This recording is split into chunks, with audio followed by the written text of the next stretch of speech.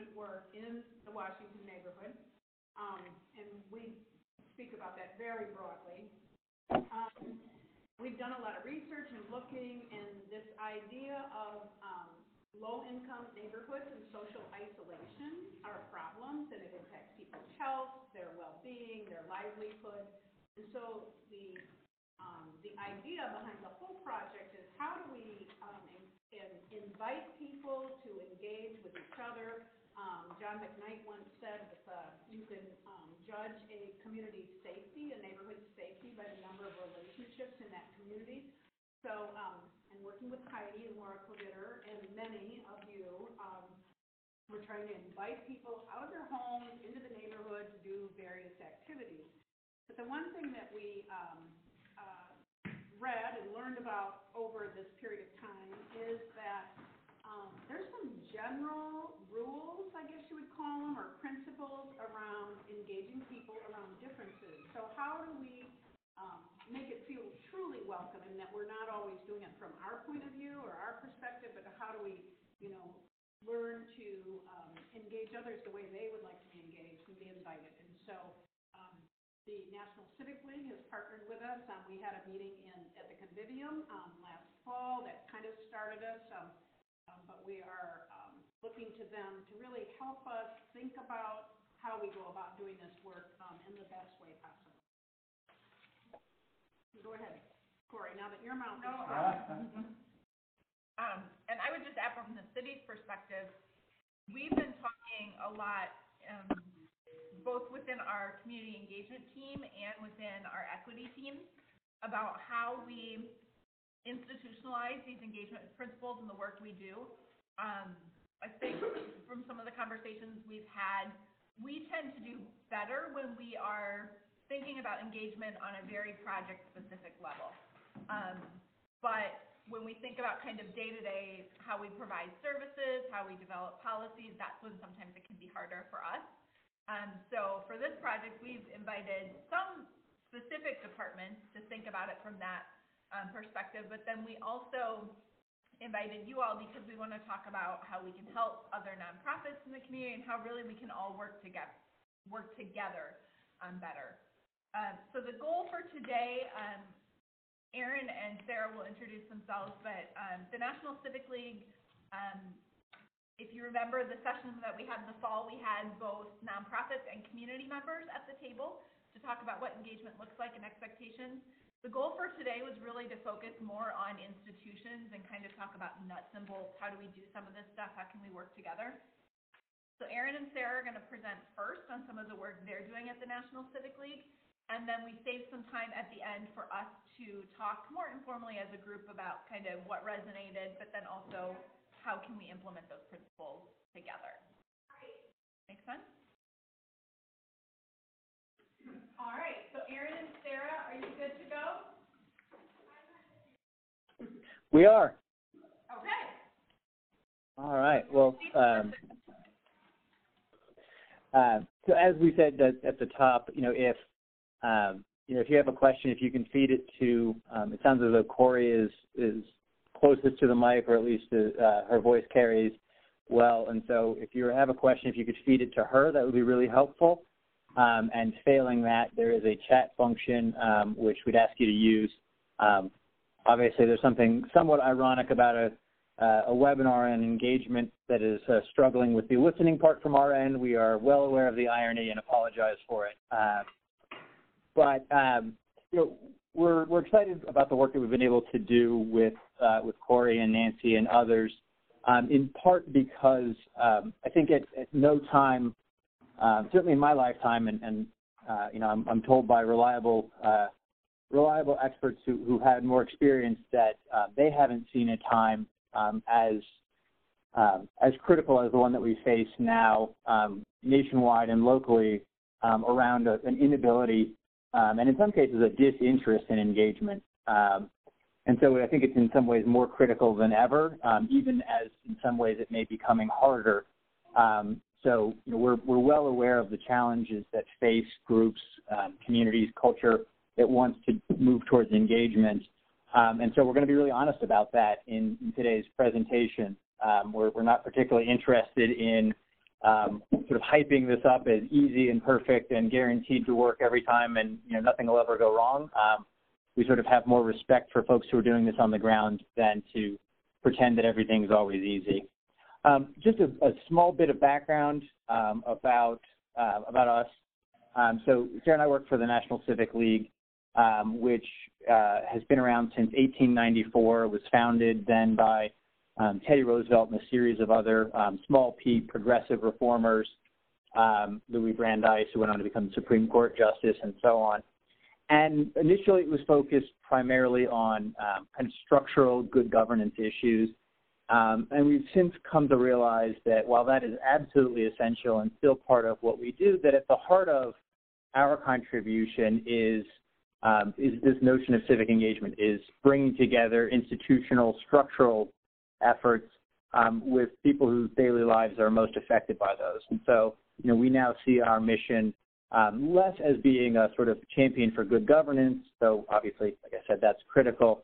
But our work now is about advancing civic engagement in order to create equitable and thriving communities. And so when Nancy and Corey approached us with some of the work that they are doing in the Washington neighborhood and sort of the kind of holistic way that they were thinking about that fit really nicely with this notion of engagement in service of equitable and thriving communities. So we were only too happy to play whatever small role we can in supporting that work.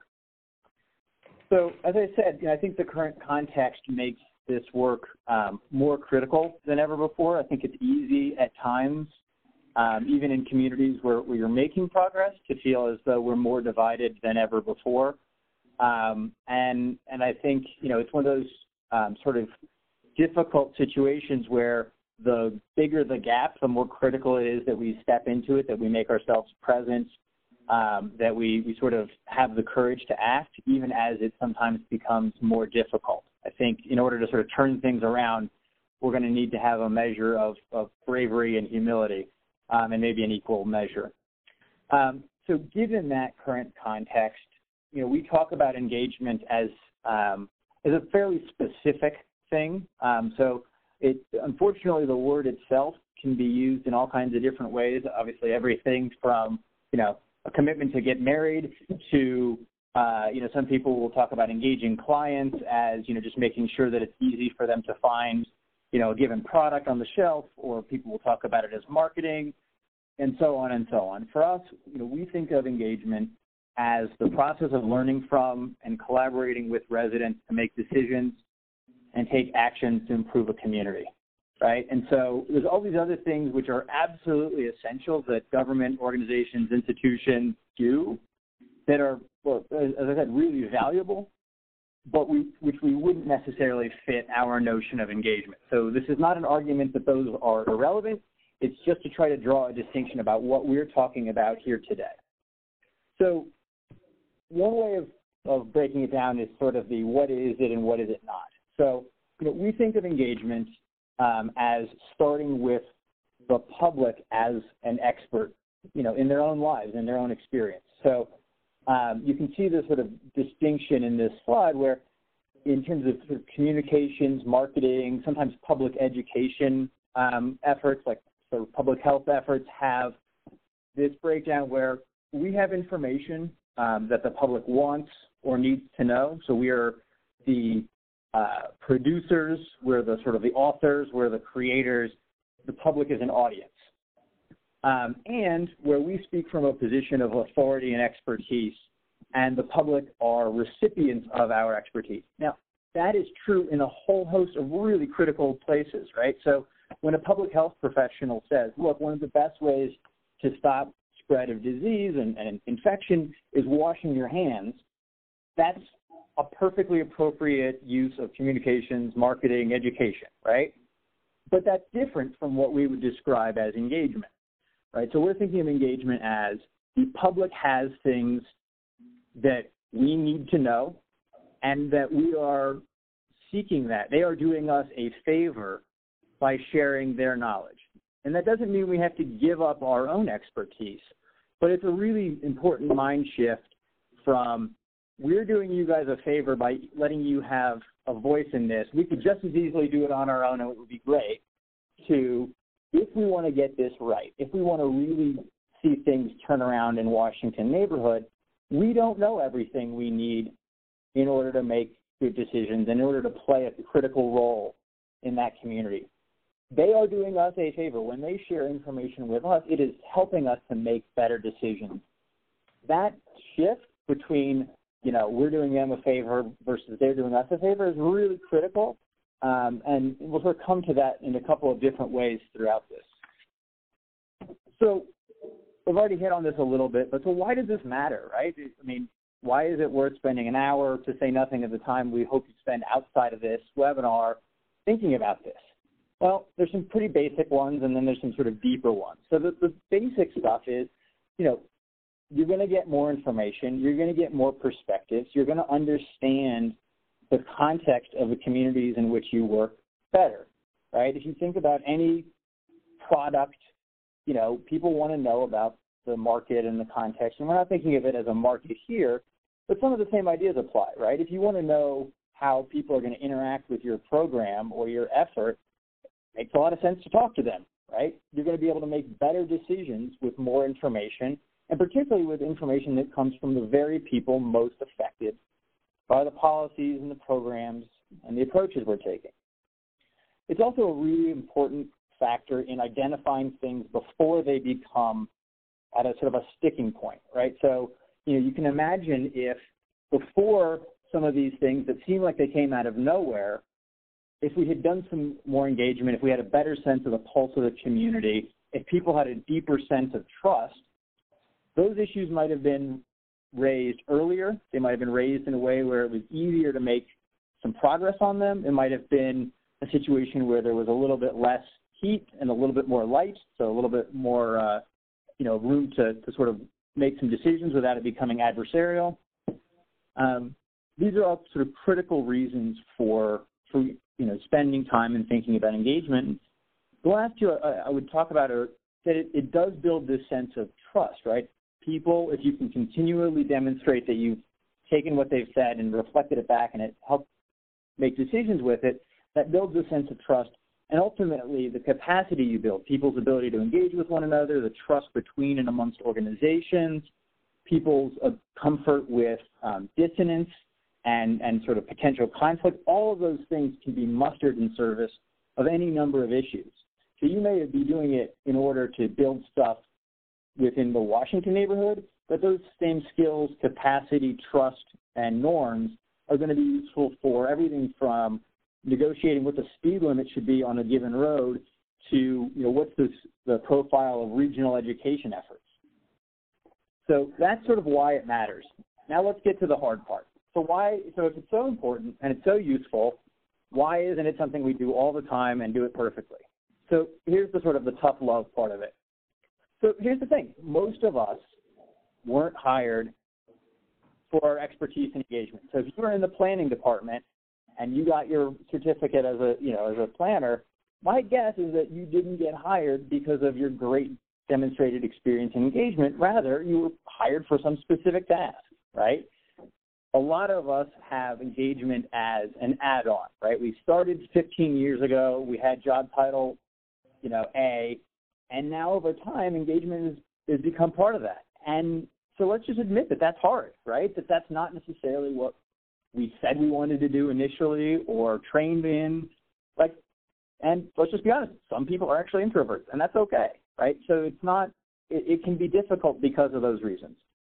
It can be difficult because people might, and deservedly so, be angry. And they might be angry about stuff that we didn't do. It's not our fault, and it's not in our control, right? So if you want to go into a conversation and people are going to talk, as they well might, about the legacy of redlining in a neighborhood or about systemic racism, you can't probably solve that immediately. And maybe it's not even your fault. Probably isn't.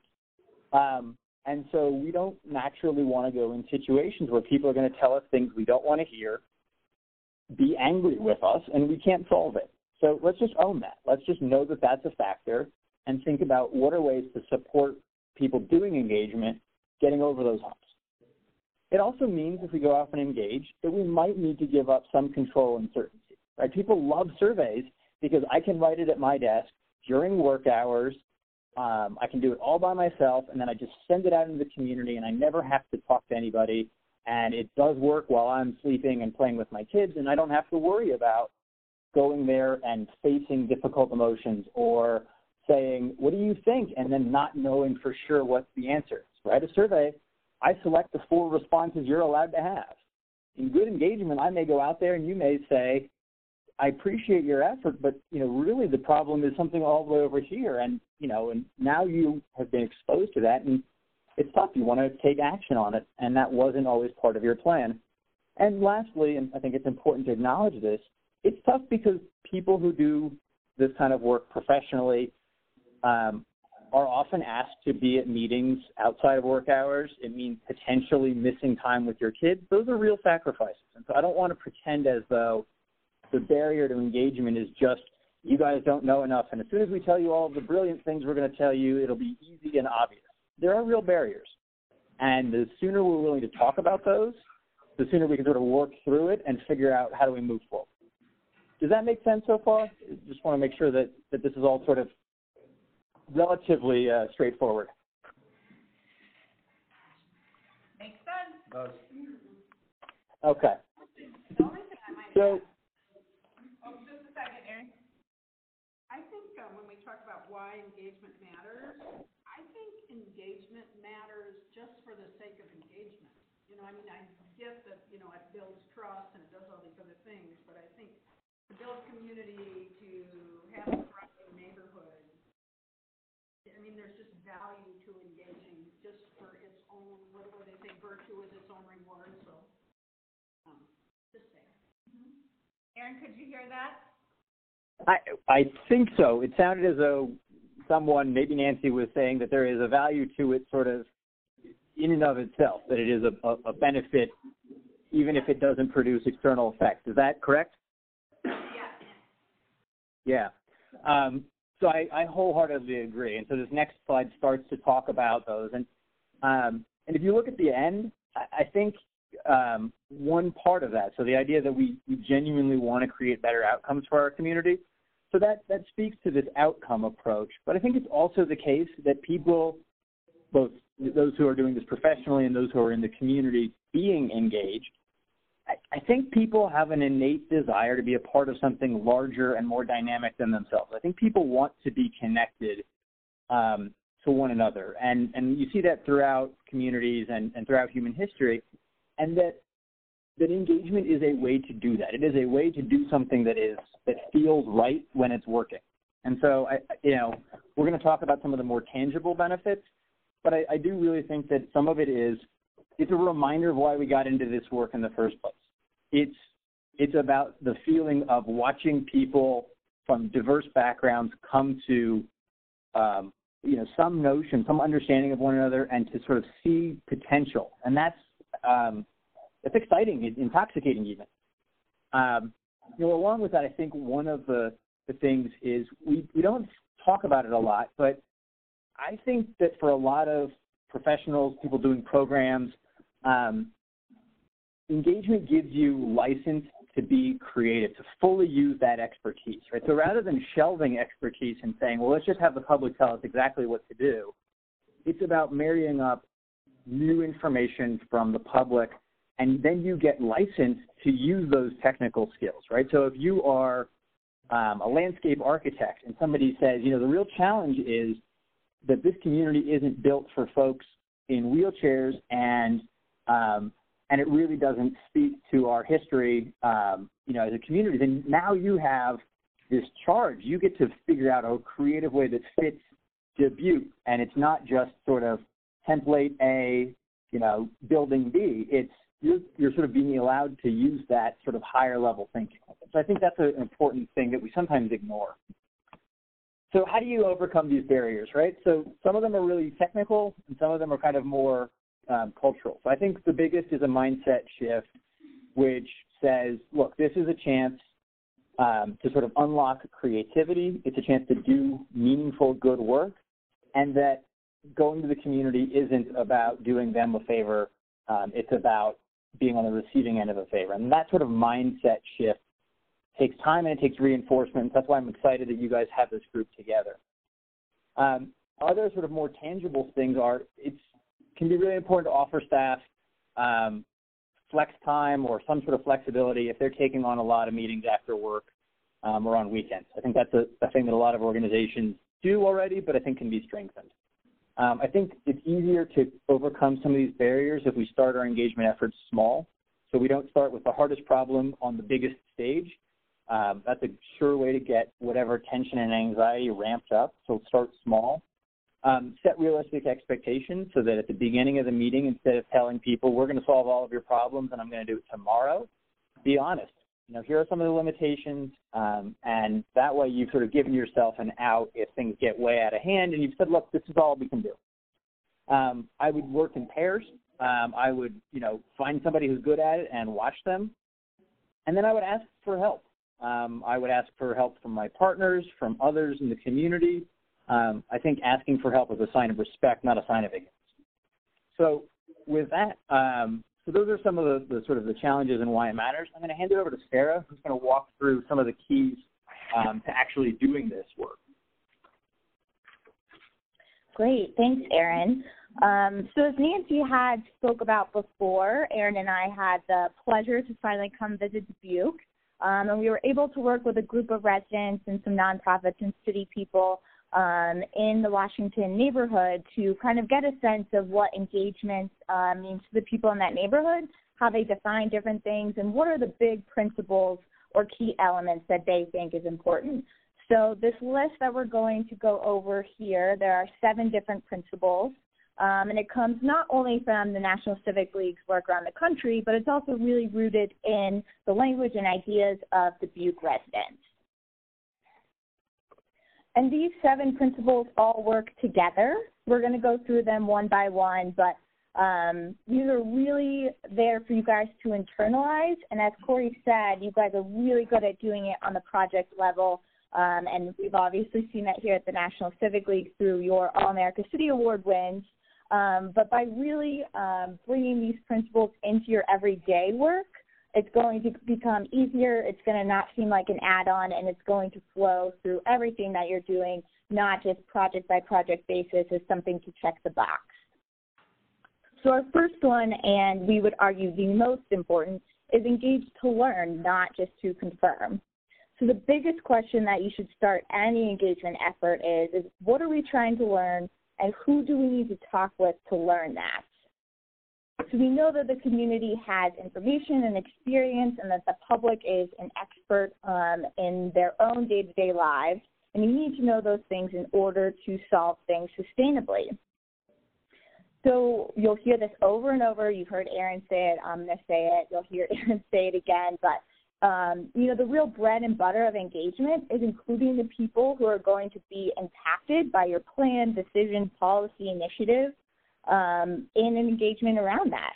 So, for example, if you guys are working on a housing issue, you should definitely make sure that people who are experiencing homelessness are at the table and consulted on the plan that you're working on. So therefore, engagement is different than just trying to gather quotes to prove that your programs are great, which, again, we know that they are. And there is a real importance to having those quotes. But that's more what Aaron was talking about before, more of that one-way kind of marketing communication, not the two-way engagement communication that we're really talking about here. Also, when you come at things with real curiosity and really trying to learn, and you know that that's your overall goal, you're not able to hide behind the process. And this is much easier said than done, and we see this over and over, and we're guilty of it as well. But if you think about if something more concrete. So if you're looking for your wallet and you always know that you put your wallet on the nightstand, but you look and it's not there, you followed a reasonable process, you did what you think you should do, but you still didn't accomplish your goal or your purpose of finding your wallet. So you can't leave the house without it, so you have to keep looking, you have to get more creative, you have to think about other options, maybe ask other people if they saw your wallet, and engagement is really similar. If you didn't learn what you needed to learn, then you didn't accomplish your goal. You didn't get to your purpose, even if you did a really great process. That just means that you have to go back to the drawing board with more people, get more ideas, and go back out there and try to find your wallet or learn what you need to learn. And then the last component of this principle is that curiosity is critical. And I know that that sounds kind of soft, but it really makes things a lot easier, and I would argue more fun. And one of the reasons that I like doing this work is you come to these engagement processes and these plans with a general curiosity about what the residents are experiencing every day and how you can work together to solve it. It also makes facilitation a lot easier for those of you who aren't maybe comfortable with it, or as Erin mentioned before, who are maybe introverts, which I am as well, and it's definitely something that has helped improve my facilitation skills, but to always be authentically curious and asking more questions. So what does that look like? What makes you say that? When you say X, what do you mean? How does that fit with what you said earlier? And one really solid example where this made a difference for us, we've done some work in Gladstone, Missouri, around a strategic planning process there, and the residents were talking about how they didn't feel safe in their community. And the city took just that little snippet and decided that they needed to have more police, which isn't necessarily a bad conclusion to draw, but once we talked to them more and asked them about what would it look like to feel safe, how would you know that you felt safe, they really started talking about the lighting, and they really just needed more street lights in certain areas in order to feel safe. So by going deeper and being genuinely curious, we were able to come to a better solution that worked for the residents and the city. All right, so the next principle is engage and reflect the full diversity of the community. And Erin's going to be talking about this one a little bit more in depth later, so I'm going to kind of briefly go over this one. But at the end of the day, reaching beyond the usual suspects is no longer just a nice thing to do or an admirable thing to do. It's absolutely essential to make progress in our communities. It makes better decisions, and we really need to understand the impacts of those decisions. And for us, what's really important to remember is that diversity comes in many forms. So as you see there, normal demographics of race, ethnicity, religion, geography, age, gender, income, those are all really important things to always consider. But being able to kind of get out of the box and make sure that all different thoughts, ideas, perspectives are included too.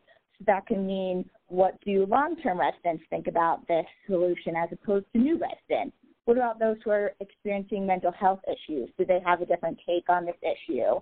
And maybe including people who are opposed to new development versus those who are pro-new development, or homeowners versus renters. So it's not just demographics that we're talking about. It's really all different kinds of perspectives that a community can have. A good example that Erin's wife has given us in the work that she does that can help you always remember to do this is nothing about us without us. And again, Erin's going to go into more examples of how to do that with different groups. So this next one is step out of your comfort zone, and this one actually very specifically came from the Dubuque residents. So I want to stress the importance of this one and using the language of that. But it's really about putting yourself out there and addressing your own personal biases. We all have them, and they are implicit usually. We don't realize that we do, and so it's really important for us to kind of take an internal look and see how our personal experiences have shaped what we think about different ideas or different people. And then finally, it's about really overcoming the anxiety, discomfort, and fear that Erin was mentioning before when it comes to engagement. So really asking for help on the pieces that make you most uncomfortable. If you are an introvert like myself, it's usually very helpful to be paired with an extrovert like Erin. So just little things like that that can really make the process better for you and for everyone else. And stepping out of your comfort zone is usually going to mean that you're putting other people's comfort before your own. So that can mean meeting in a place that you've never been before, so you might not feel as comfortable. That could even mean doing a meeting in a language that you're not familiar with. One of our other All-America cities, Yakima, Washington, has started this great new program.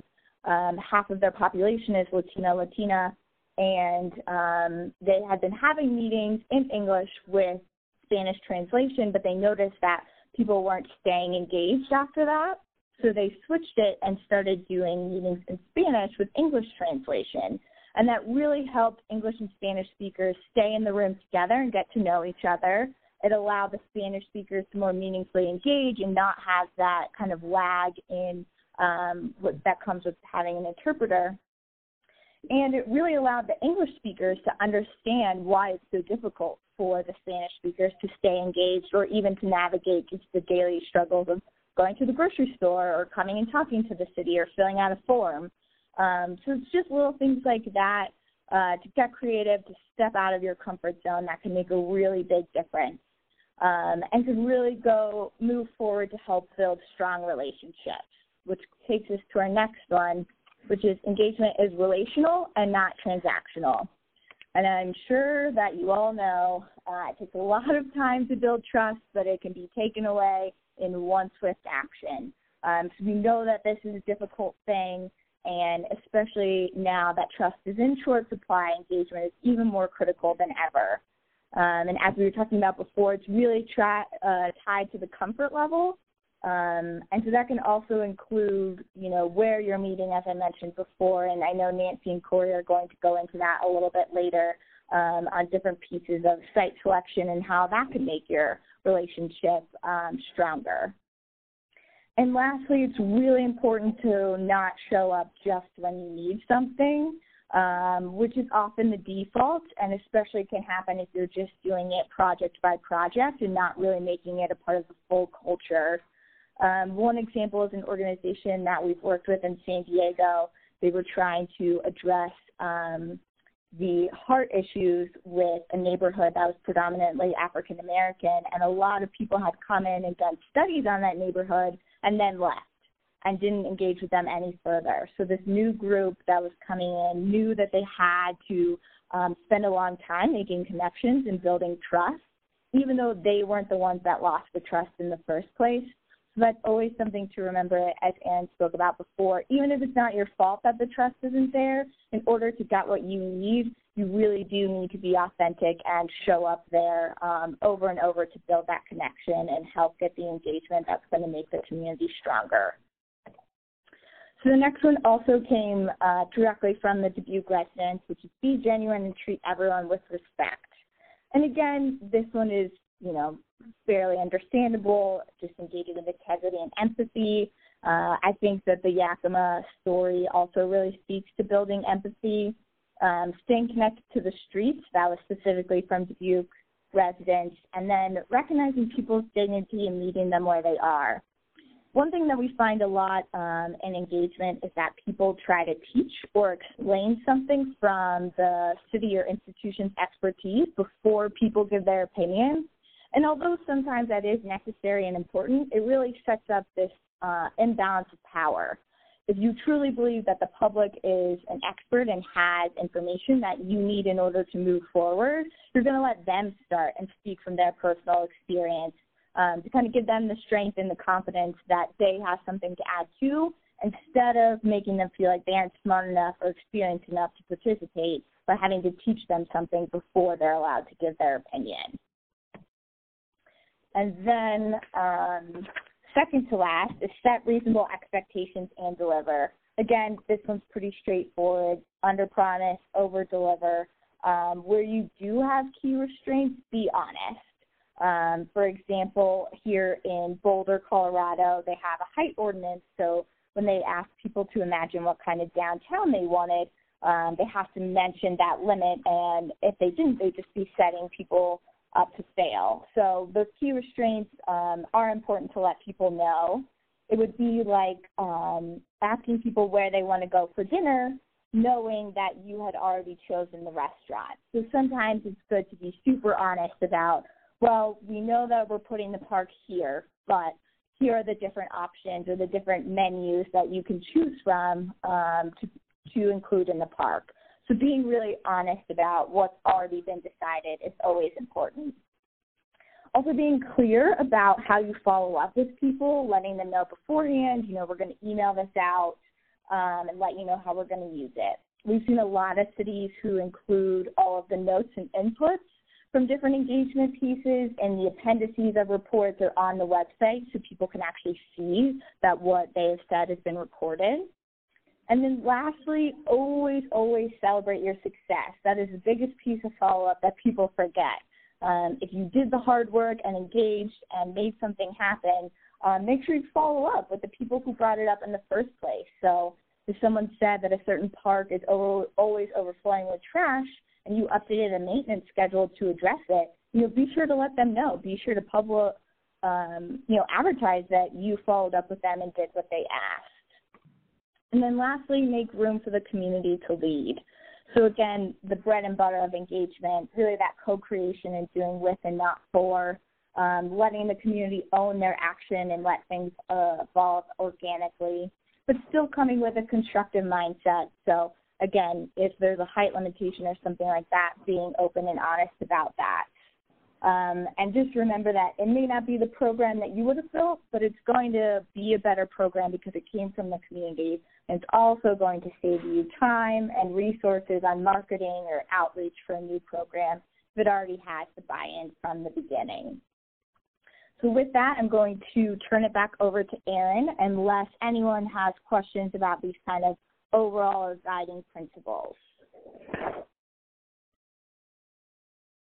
All right. All right.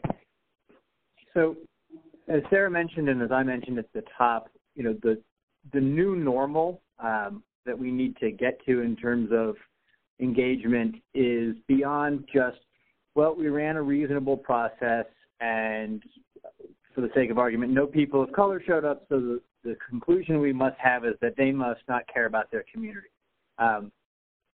Trying hard, this is sort of the tough love again. Trying hard isn't enough anymore.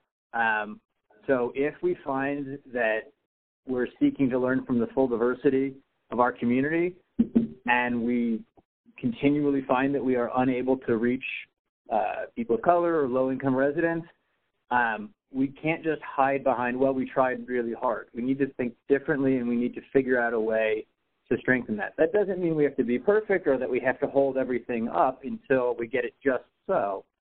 But it means that, well, we had an open house and they didn't show up. They could have showed up if they wanted to, and washing your hands of it, that's not going to fly anymore. The communities that are, communities in the U.S. are becoming more and more diverse, and frankly, if we're going to do our job, we need to get beyond just the usual suspects. And that takes time, and that takes a focus. And so the next section is a little bit about, so how do you do that? What is that going to look like?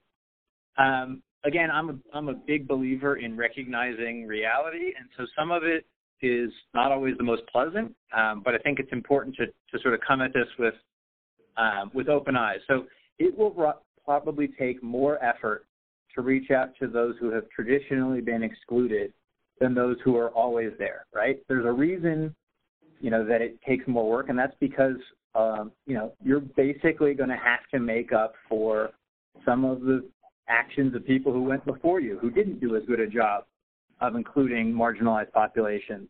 If you think about it like a relay race, you can spend a lot of time being frustrated with the fact that the first runner on your team, handed you the baton, with a little bit of a deficit, but at the end of the day, your options are complain about the deficit or run as hard as you can. And so we're big advocates for let's run as hard as we can and try to hand the baton off a little further forward. So it might take more effort, but it's the right thing to do. It has all kinds of benefits. And I think we just have to accept that that's reality. Equal recruitment efforts are rarely going to lead to equal attendance. There are structural barriers that are not evenly distributed. So if we want to reach low-income residents, access to public transit is likely to be a larger barrier for them than if we want to reach folks who are, more affluent. If we want to engage with folks who speak Spanish as a primary language at home, they face different barriers to participation. It will require more than just the default meeting in English for them to feel as included. We can wish that those things weren't the case, or we can set about doing the best we can to address that reality. Similarly, I think it's an important thing to note that being invited doesn't make you feel welcome. They can be related. I think we've probably all been invited to weddings or parties where we're like, you just put my name on the list. If I went, I would feel super uncomfortable. I won't know anybody. Or you're just inviting me out of pity because I happen to be standing next to somebody when you invited them. Or maybe that's just me, but I think other people have that experience. I think I'm not entirely projecting. So if you're a member of a group that has traditionally been either structurally or culturally excluded from the levers of power, or at least not as well as welcome, somebody telling you, oh, you can show up at this meeting if you want, isn't the same as feeling welcome. Feeling welcome is about, you know, my voice will be heard. There'll be other people who are like me and who will share some of the same cultural marking. You know, this really is for me. And so I think it's about recognizing that if we want to get to a place where we're able to engage the full diversity, we have to go beyond just, well, everybody could show up and the distribution is just a distribution. So how do we do that, right? So we're bought in. We were going to try to do better. So let's start with some ways to recruit and strengthen your recruitment for people of color. Now, it should be said that almost any of these things for any group can be applied to others. So it's not as though the only way to reach people of color is through, you know, church congregations, or that isn't a remarkably good way to reach all kinds of other residents. So this is inclusive, not exclusive recruitment advice. So one is to look at networks, associations, membership groups. So is there a Hispanic Chamber of Commerce? Is there an African-American sorority or fraternity? The Urban League. Is there a group of African-American men who get together to play basketball together on a semi-regular thing? Well, okay, great. That's a group of folks who have some sort of connection to one another. Maybe that's where you get started. You know, what are other places? Well, in a lot of communities, congregations, so churches. You know, if you can find a church that offers services in Spanish, there's a pretty good chance that you'll have some Spanish speakers there, right? They've already done the research for you to tell you this is a place where those who speak Spanish congregate. You know, AME churches are traditionally much more heavily African American than are others. Anyway, so a whole series of ways through you know, faith communities. Are there small locally owned businesses? So in some communities this is barbershops, in others it's the grocery stores or a bodega. Is it a restaurant? You know, is there a prominent African American family that owns you know, the car dealership? Just, you know, looking for local owned businesses is, again, another way to sort of begin to recruit and to sort of say, hey, you know, do you think that you'd help us identify some people or invite some people, you know, to a meeting? And, you know, we would love to come to a place that's comfortable for you. So another you know, form of diversity that can be tricky, in part because we don't necessarily know the traditions and the rules, and, you know, it feels like we might risk offending somebody if we get it wrong, are people of different religious backgrounds, right? So this, again, goes to if you don't know, it's okay to ask, particularly if you do so out of a genuine curiosity and respect. So if we're looking to engage local faith leaders, you know, you can sort of say, here's what we're trying to do, and here's why we think it's important to hear from a group, and we know that that's asking something of you. You know, respect their effort. You know, you can look at, again, depending on what community, you know, you might have halal or kosher grocery stores, right? In some places, if you're looking to identify religious diversity, it tracks really closely with nationality or ethnic identity. So if you're in, you know, the upper Midwest in Minneapolis, you know, a large number of your Somali residents may also be Muslim, not all of them. So if you're trying to reach Muslims in, you know, Minneapolis, a Somali community center or a Somali nonprofit might be your best bet. An Indian restaurant, on the other hand, might be a way to connect with Sikhs or with folks who are of the Hindu faith. So again, thinking creatively and not just about not solely about the organization that connects with them, but different ways that residents connect with the community. A couple of quick event considerations. So you do well to consider potential dietary restrictions. You know, it would be a pretty good idea not to have, oh, hold on, we just lost our thing. Sorry.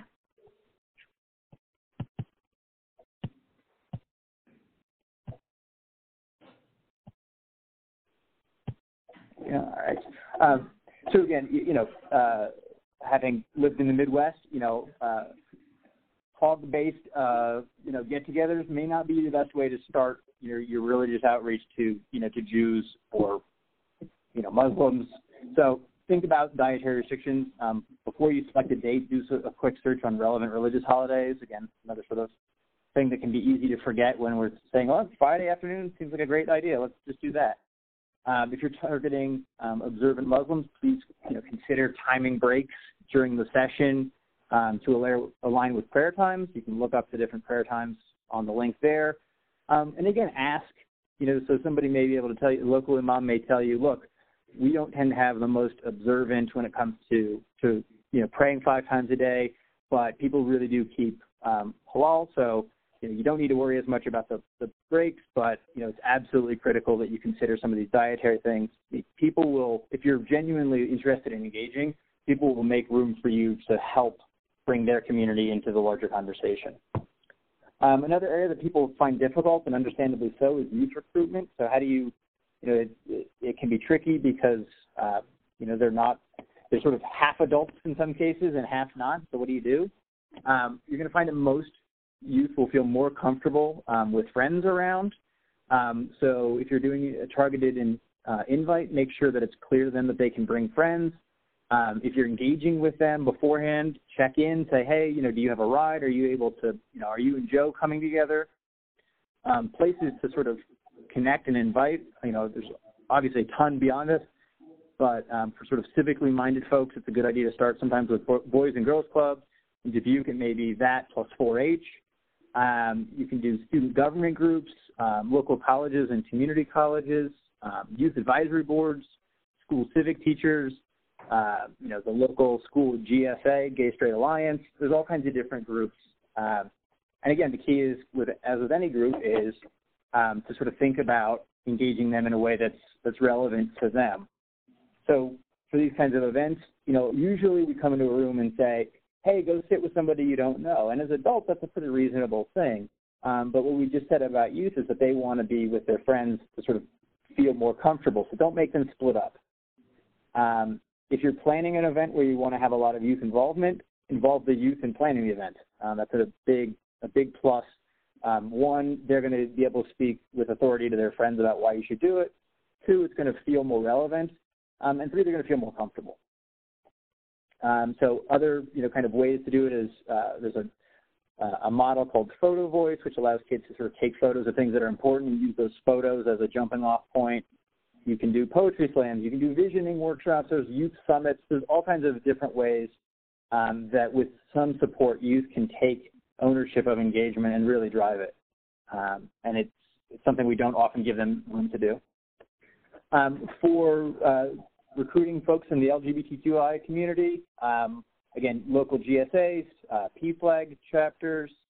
There are some churches that identify themselves as welcoming, local bars and clubs that may cater to LGBTQI residents. Those are all great ways to go. Event considerations. So this is a good practice in general, but particularly if you're working on engaging this community is start by modeling what pronoun you're going to use. So, I would say, hey, my name is Aaron Levy, and I use the pronouns he, him, and his. So that's a way for people to, particularly for folks who may not have the most obvious gender identity or may not want to identify with a specific gender at all, to say, I'd prefer you just use my name rather than a pronoun. If feasible, and in some cases this won't be, but if feasible, it's great to provide gender-neutral bathrooms, right? Again, make this comfortable for people who have, sort of different ways of engaging with the world. Don't assume that everybody in this group is going to be comfortable with the same sorts of stuff. It's the same with engaging people of different languages and different, ethnic backgrounds.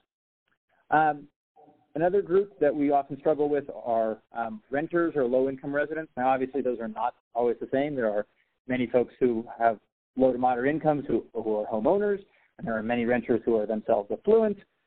but these two often coincide. And so it may take a little bit of effort to figure out what are the networks. Lower income communities don't always have, a big formal organization with a website and a fancy office. There may be more of an informal network, and so you may need to look a little harder. Consider partnering with, say, affordable housing groups or renter advocacy groups. Those are a good way to reach people who are really concerned about these specific issues. You can often talk to local management companies about posting a flyer or invitation in a common space. And then you can sort of consider the networks, connectors, service groups that may more frequently interact with folks. So, we've had groups that partnered with a local thrift store to provide pharmacy services, right? So they were looking for a way to align their work specifically with low-income residents, and they partnered with a thrift shop. So you can imagine doing the same thing in terms of recruitment.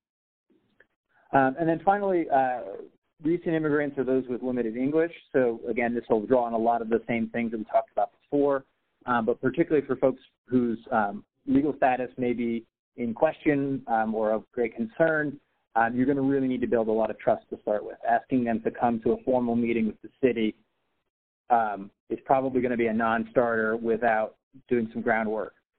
You can look at potential partnerships with resettlement agencies, nonprofit groups, immigration advocates, ESL teachers, some of the churches, and again, locally owned businesses. Some of the immigrant communities tend to cluster, and so you might have a locally owned business or a grocery store that provides food from home, and that may be an entree into that community. But again, it's going to take more trust building because there's a lot of barriers. And then again, also a lot of churches have support services for new immigrants and refugees.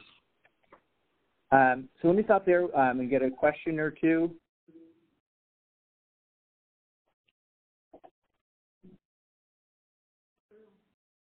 No, we're quiet. We're fine? Oh, that's exciting. So let me close out this conversation in much the same way that I think you should close out your conversations, which is I think it's really essential that in an engagement process, we sort of harken back to the notion that people are doing us a favor by opening up, by sharing their stories, by sharing their expertise. And so I think it's critical that we recognize that, and so that we are thankful for that, and that we treat that with respect by doing what we've said we're going to do, right? So if we've said, we're going to take what we learned and use it in this kind of way, we really need to do that. It says here, and I think it's critical, and I think it's a good way of thinking of it, is that we need to be stewards of that information and trust. So that's not just sort of happenstance or sort of frivolous information. That people have opened up often about really meaningful and impactful things in their lives. And if they've been willing to be honest, we need to sort of treat with care what they've shared. So we want to make sure that we let people know that they were heard. So that's often reflecting back one of the insights you heard in the conversation or following up by email afterwards. You want to share how or if decisions were influenced by previous efforts. So this is what Sarah was saying. So if you talked about, the park and it being littered with trash, letting people know, we heard you, and because of your participation, we made the decision. Here's what you're going to see that's different because you spoke up. And you need to share how you're going to use what you learned. Now, that could be something as tangible as a new park policy, or it could be, we're not at a point where we're going to create a new policy, but I can pledge to you that I'm going to take the notes from this conversation, I'm going to bring it up at the next staff meeting, and in the future when we do this, this is going to be the basis that we're going to build on. And you'll be able to tell that we're using it by, knowing that it's going to be, we're going to post this on our wall, or it's going to be a reminder whenever we think about park decisions. You aren't promising something you can't deliver, but it is important to make it clear to people that what they said isn't just, going to end up on a sheet somewhere that never gets looked at. So that's, in an hour, a tour of some of the sort of key principles and ways to move from project-based to sort of more organization-wide and community-wide engagement. We recognize that with an hour, there's only so much we were able to do, and so we've worked with Nancy and Corey to sort of support them as they continue that conversation with you guys in person. So we will not be a part of that, but I want to use whatever time we have left just to see if there are questions, comments. I'm more than happy to be told that this is not relevant if that's the case, but I want to sort of make some time for you guys to share your thoughts about what you heard and questions you might have.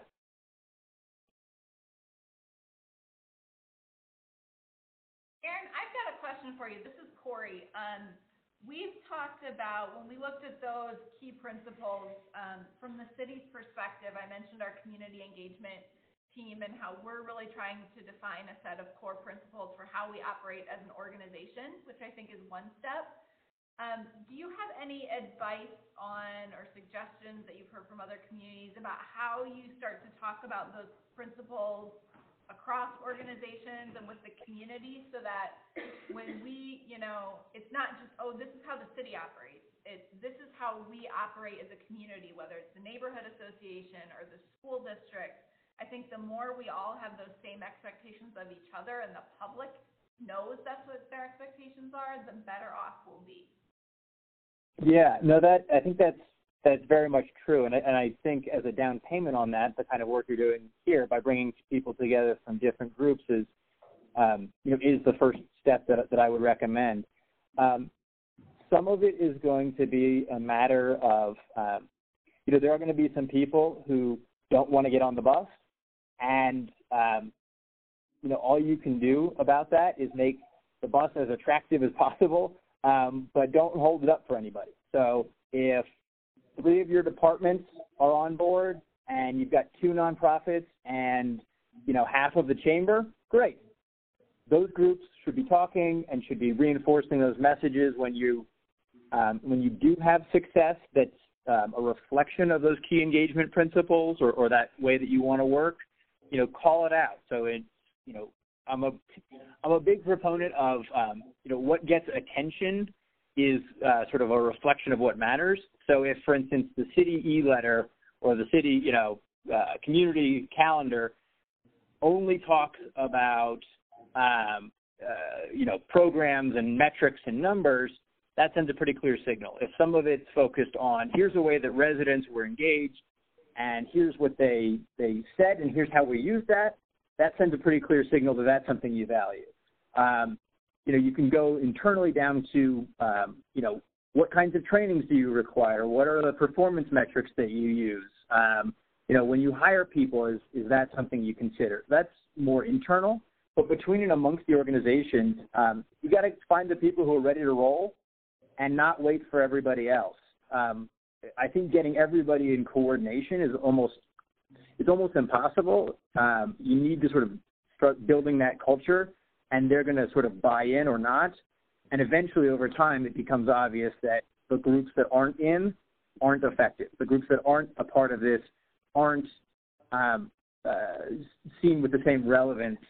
But some of it's about, sort of working together before everything's completely solidified and kind of perfect. This is Sarah. I would also add, to make the bus more attractive, as Aaron put it, something that other communities have done is to kind of have a shared engagement calendar or communication schedule. So school districts, nonprofits, the chamber, everyone needs the input from residents. So really being able to leverage the communications channels that the city and all of those groups have to help one another is another great way to kind of build the camaraderie between the groups and making sure that those principles that you all decide on is what's leading that effort. Hi, this is Anderson. How's it going? Howdy. Hey, first of all, let me say the PowerPoint that you had was very useful. I actually highlighted a few things that I found was very interesting, so thank you for the information. A question that I have for you is, it seems that you have some good tools for institutions to engage our most underserved population, especially community of color. But I'm curious, do you have a similar tool for these communities to engage these institutions?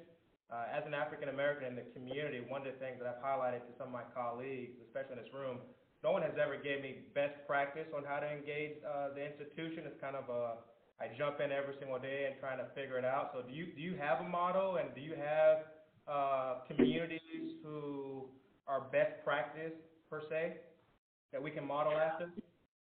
Yeah, I mean, to be perfectly honest, so this is going to be just, us sort of following our own principles. We don't have a tool that says that. I mean, I think as you're saying that, both Sarah and I are sort of nodding our heads. I think there's a lot to be said for it. I think it would need to be created in partnership with a community or sort of institutional actors.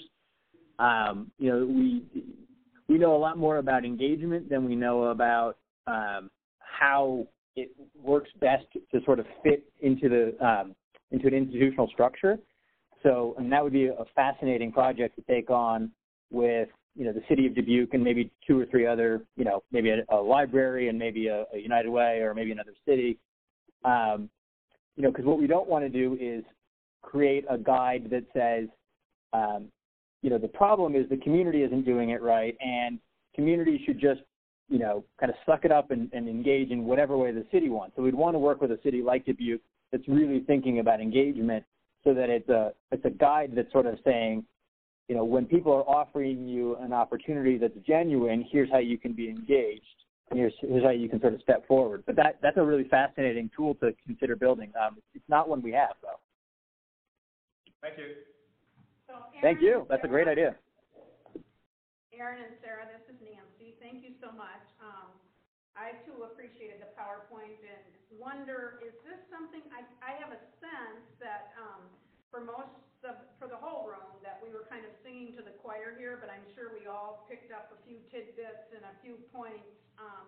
But where this could really be valuable, where those of us could use it with other groups, with our boards, with other staff or other groups, is this something we'll be able to use in the future? I mean, we're happy to continue to accredit it to the National Civic League, but can we have access to the PowerPoint to use elsewhere? Sure.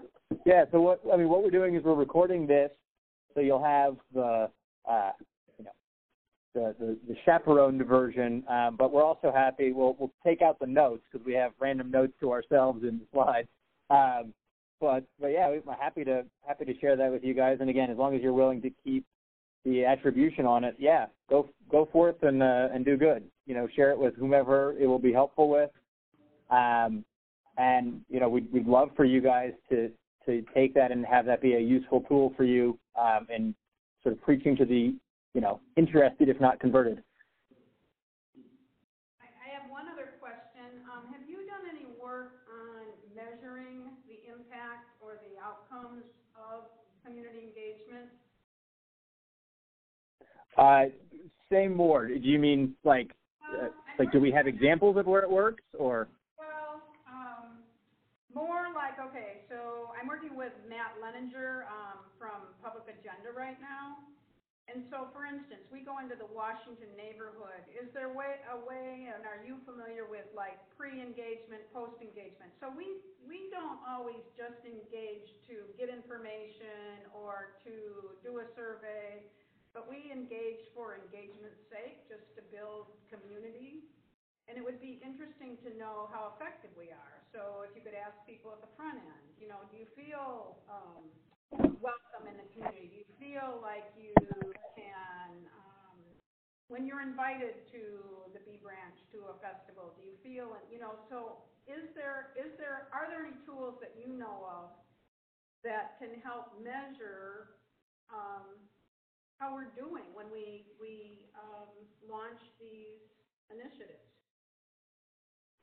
Yeah, that's a great question, Nancy. This is Sarah. We don't have a specific tool on that, mainly because it looks so different for every project in every community. But I think that goes back to the very first principle, is knowing what you're trying to learn and what your purpose and goal is. So if your purpose is, to connect with 5 new groups that we didn't know before, making that the question that you're evaluating yourself on. So I think it starts from the very beginning of what is the goal and what is the purpose of each piece that you're doing to set that up for yourself and to create a benchmark. We do have some examples of other cities that have done that, and we've done it ourselves. We evaluate people's experience at the All-America City Award every year, so I can help give you some language that seems a little bit softer, but did people increase their connections with each other, or did people gain more knowledge on how to engage or how to create change in their community? So we can give you some language on that as well. But I would definitely suggest starting with what your goal and purpose is and turning that into something that you can measure from the beginning. And then I'll let Aaron add a little bit about our Civic Index tool. Right. So that's another resource. The Civic Index is a great sort of baseline, so it may not be the perfect tool for, do you feel more welcome in your neighborhood? Do you have a sense of optimism about the future of this neighborhood? But it would identify or help you identify the kind of whole ecosystem, what we describe as the civic infrastructure, which enables a community to work together, surface issues, and make progress. But if you were looking for more of that first set, we don't have a specific tool because, to be perfectly honest, more often than not, local groups are so enamored of measuring change on a specific issue that fewer of them do the work that you guys are thankfully, willing to do, which is like, so does this change the way you feel about your community? And so I think that's a really critical area to consider, and we'd be happy to, help think through. Is it about, do you want to identify issues about pride? Is it a sense of connection? Is it a sense of efficacy? Or, I feel like I'll be heard. There's all kinds of ways of thinking through that. But as Sarah said, it's about starting with, what are you actually trying to learn, and what do you think are reasonable expectations that your engagement effort will produce? Thank you. Can I have a Sure. question? Hi. Howdy. All right. That's not the question. So what you mentioned, there is a missing piece, which I actually love the presentation from both you and Sarah. So when we are recruiting or when we're reaching out to the community, and by the way, what you've shown us a national kind of sample. To customize it to Dubuque, it's totally a different, experience that we're dealing with. So recruiting, going out to reach out to underrepresented community members, and you give great examples, which some of them might apply to us, including also we have some more. There is something missing between the two. When you have mentioned identified organizations that they already have done their own recruitment. So what we're doing, in a way, we're double dipping. So community members, underrepresented community members, they get overwhelmed and burnt out. So what is the question here? How can we build community or build capacity within community members? Along the line with Anderson's question, is there a way to train or work with the community? And we have, something similar to circle initiatives, and to train community members to be effective with on boards and commission, for instance, to be kind of a liaison to, because they're passionate about civic engagement. So are there any materials that we can develop to work with the community to equip them with tools instead of socializing them to be on a table? Yeah, so let me take that sort of in two parts. First is the issue of burnout, right? And so I think that's a key challenge. What we see in a lot of communities is, if you have the fortune or misfortune, depending on how you want to see it, of being the connector to, the African American community that everybody goes to, you quickly get on everybody's call list, and it becomes overwhelming. My wife used to work at the Latin American Youth Center in D.C. and would get calls at the last minute because they knew that she had access to young, energetic kids, many of whom were children of color, and so they just wanted them to stand in the back of photo ops. And she's like, I'm not about renting out my kids. Like, that's not my job, is to, like, not be a broker. And so some of it is about organizations, one, just looking in the mirror and saying, are we just going to the same person every single time and expecting them to sort of deliver on behalf of an entire community? One, that's ineffective. Two, it's borderline offensive. Maybe it is. So part of it is having the cognizance on the part of the organization to say, okay, so how do we build, once we've been given access or sort of are partnering with somebody, how do we build beyond that?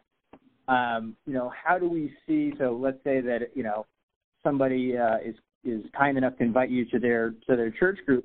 How do we see the folks in that room as potential connections deeper into the community, as potential leaders rather than just some sort of commodity that we're brokers? Just, you got us an audience, that's all I need, right? Those are all people who could be the next contact to another deeper level. So some of it's about the way organizations approach it.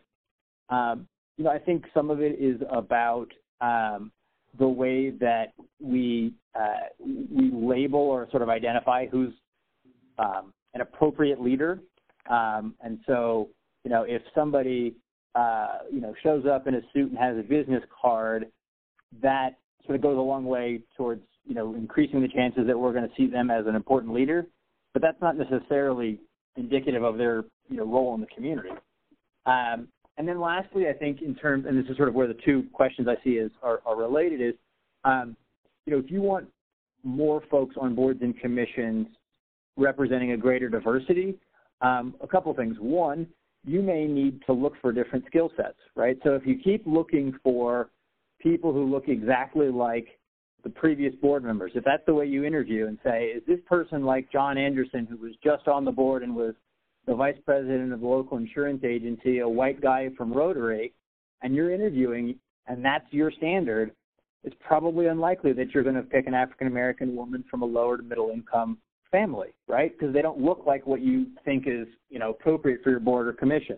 So some of it's about doing the work to say, if we think this is a perspective that matters, maybe we don't say that graduate degree is the most important thing, or maybe we don't say that only people who have been able to give this much to our organization, or people who had elected office or whatever are qualified. And then also it's about bridging that gap where you offer leadership training, right? So you offer leadership training and it's targeted specifically to low to moderate income residents, targeted specifically to groups that have been marginalized. In addition to going through a leadership group, organizations pledge to help people find their ways onto nonprofit and other boards and to be supportive. It's about figuring out how to make the system more open to people with different perspectives, backgrounds, and experiences, rather than trying to make more people who look like the people we already have. That's just not a very effective way to get diversity, by asking people to fit into a mold that doesn't reflect who they are. Thank you. Other questions? Other questions? I realize we are a little past, more than a little past our allotted time, but we're happy to stay on as long as you guys are, but I want to be mindful of people's time. Aaron and Sarah, I don't see any others.